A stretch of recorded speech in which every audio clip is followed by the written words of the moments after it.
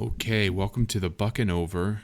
We are 1-0-1 on our overs bets, our daily overs bets, and we have 0 wins towards our win total of 65 for the season. Game 3, Pirates Cardinals, Bryce Wilson, Steven Matz. We have a great episode lined up for you. The Deli is open.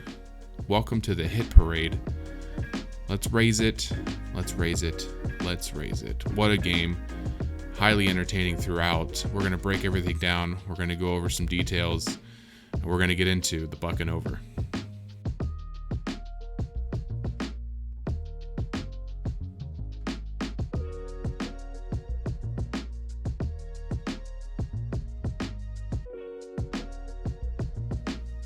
Okay, when this game started, I thought I was going to have to rename this podcast to the Arenado Show because he has been tearing up the Pirates all weekend long and just ruining my life.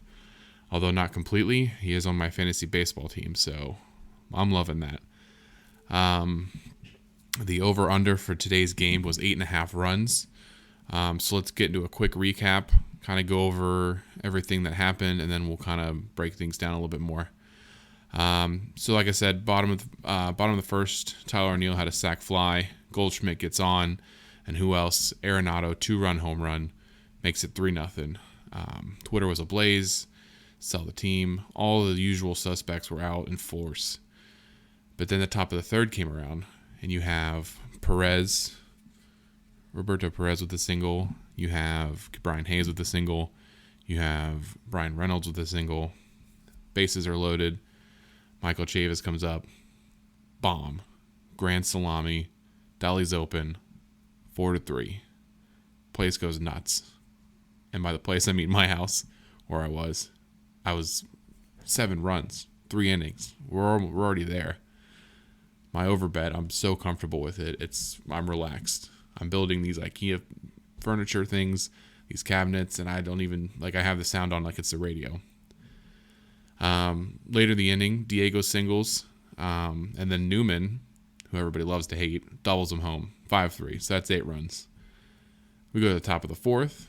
Roberto Perez walks. Gamble singles. Hayes drives in Perez, 6-3. And that, at the top of the fourth, not even halfway through the game, we hit the Buck and Over. So that'll bring our win total to 2-0-1, rather. Later in that inning, a wild pitch. Gamble comes home. Chavis goes to second. So that makes it 7-3.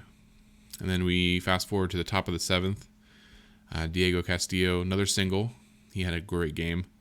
And then Jake Marisnick, new face to the team as of about 3 weeks ago, drove him in 8-3. Now Marisnick that's all they were talking about on the TV cast was his defense. Defense. Not really known for his bat.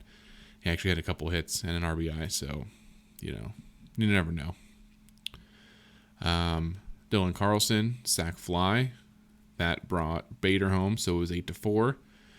And then in the top of the eighth, Dylan Carlson had a throwing error. Gamble was tagging up from second, going to third. Carlson's throw went wild at third, and Gamble scored from second. That made it 9-4. So Will Crow comes in relief, pitches the last 2 innings, ground out, pop out, fly out, strikeout. Will Crow out of the pen so far, 3 games, looking good. So the Pirates get their first win. We get our first win on 65. We need 64 more. Math's easy, huh? Diego Castillo, 3 for 5. He's batting .444 on the year. Michael Chavis. I am going to screw that up so much.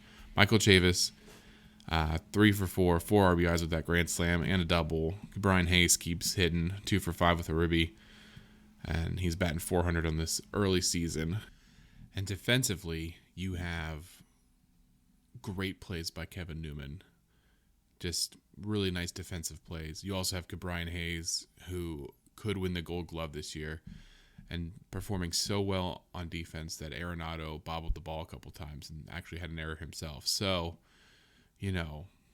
that left side of the infield could be all right. I know O'Neill Cruz, but he did play in Indianapolis. in left field tonight, and he made a nice play in left field. So my hope is that O'Neal Cruz proves himself in the outfield, either left field or right field, and that's where he ends up being. Because the future of second base and shortstop is Leover Peguero and Nick Gonzalez. And I think O'Neal Cruz, while everyone wants him up at short, I think he would be better in the long term left field or right field. And just, more of like, I don't want to compare him to Gregory Polanco because, God, what a bust he was. But you know what I'm saying. Big, long, tall, strong. And just, O'Neal Cruz, you don't have to talk about him too much, but when he touches the ball, it flies. 116 mile per hour exit velocity on a wrist flick. It's insane. But I want to see him in left field or right field. All that being said, though, Hayes, Newman made some really good defensive plays to keep the game where it was and to keep it, help the Pirates get their first win. The overreaction, this is overreaction week.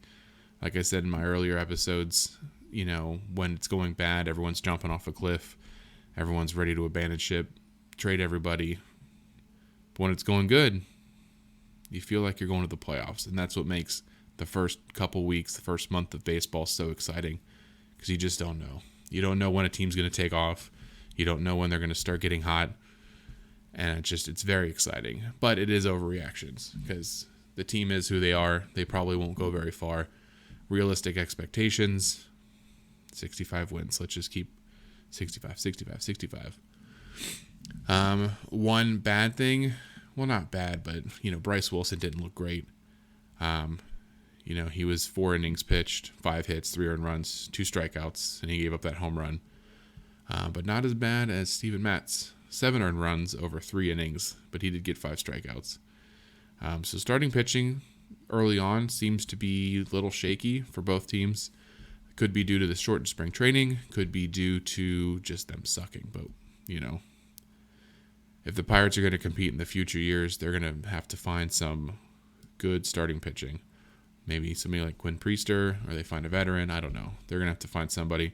But it's early. So let's not overreact. It is fun to overreact. So the Pirates 1-0 on the new season. First 2 games didn't count. 1-0. And as everyone knows, the best part about going 1-0 is the chance to go 2-0. And they'll look to do that tomorrow. 2:15, another day game. I think that's our 4th straight day game. Kind of nice for me. I don't have to stay up too late, but we got Zach Thompson on the mound last year. He had 3.24 ERA, 66 strikeouts over 75 innings, going up against Dakota Hudson. Hopefully Shelton keeps the lineup the same. I don't want to see him messing with it too much after today's performance. I think the Pirates had 15 hits. Everybody was hitting except for Yoshi. But, he carried the team yesterday. He got a couple RBIs yesterday, so he can't do it every day. But yeah, hopefully they save some hits for tomorrow. We're looking to get back to it. This podcast is always up on YouTube, TikTok, Twitter at thebucnover. I live tweet during the games, my reactions. I like to interact with people. But yeah, that's been episode 3. And with a win today, let's do it again tomorrow.